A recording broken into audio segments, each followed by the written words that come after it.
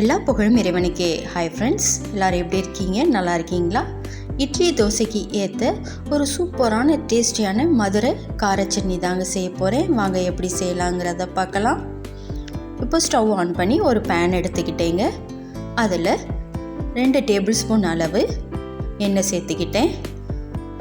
அது கூடவே 1 டீஸ்பூன் கடுகு சேர்த்துக்கிட்டேன். கடுகு நல்லா பொரிஞ்சு வரணும்.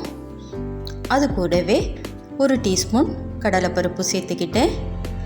அது கூடவே 1 டீஸ்பூன் உளுந்தும் சேர்த்துக்கிட்டேன். இதை நல்லா ஃப்ரை பண்ணிக்கோங்க. கொஞ்சம் செவக்க விட்டுக்கோங்க, அப்போ தான் நல்லாயிருக்கும். அது கூட 3 வரமிளகாய் சேர்த்துக்கிட்டேன். அது கூடவே 3 காஷ்மீரி மிளகாவும் சேர்த்துக்கிட்டேன். காரத்துக்கு தகுந்த மாதிரி சேர்த்துக்கோங்க. அது கூட 30 சின்ன வெங்காயம் சேர்த்துக்கிட்டேங்க. நீங்கள் பெரிய வெங்காயமாக இருந்தால் 2 சேர்த்துக்கலாம். இது கொஞ்சம் நல்லா வதங்கி வரட்டும். வதங்கினா தான் சட்னி டேஸ்ட்டாக இருக்கும். வதங்குறதுக்காக கொஞ்சமாக உப்பு சேர்த்துக்கிட்டே இதையும் சேர்த்து நல்லா வதக்கி விடுங்க. அது கூட 2 கொத்து கருவேப்பிலை சேர்த்துக்கிட்டேன். கருவேப்பிலை சேர்க்கும் போது டேஸ்ட்டு நல்லா இருக்குங்க. அது கூட 20 பல் பூண்டு சேர்த்துக்கிட்டேன். சின்னதாக இருக்கிறதுனால 20 சேர்த்துக்கிட்டேன். பெருசாக இருந்தால் 10 சேர்த்துக்கோங்க. இதையும் சேர்த்து நல்லா வதக்கி விடுங்க. அது கூட ஒரு கைப்பிடி அளவு மல்லித்தலை சேர்த்துக்கோங்க.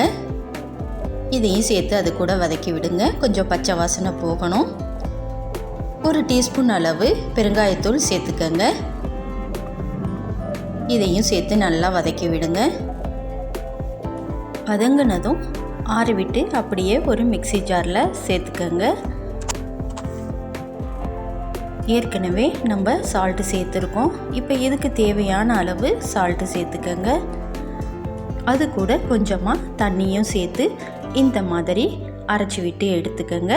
நீங்கள் இதை தாளிக்க வேண்டாம், அப்படியே சாப்பிட்லாங்க. ரொம்ப டேஸ்டியாக இருக்கும். இதை நீங்கள் சின்னவங்கலேருந்து பெரியவங்க வரைக்கும் தாராளமாக செஞ்சு கொடுக்கலாம். ரொம்ப விரும்பி சாப்பிடுவாங்க. நீங்களும் என்ஜாய் பண்ணி சாப்பிடுங்க.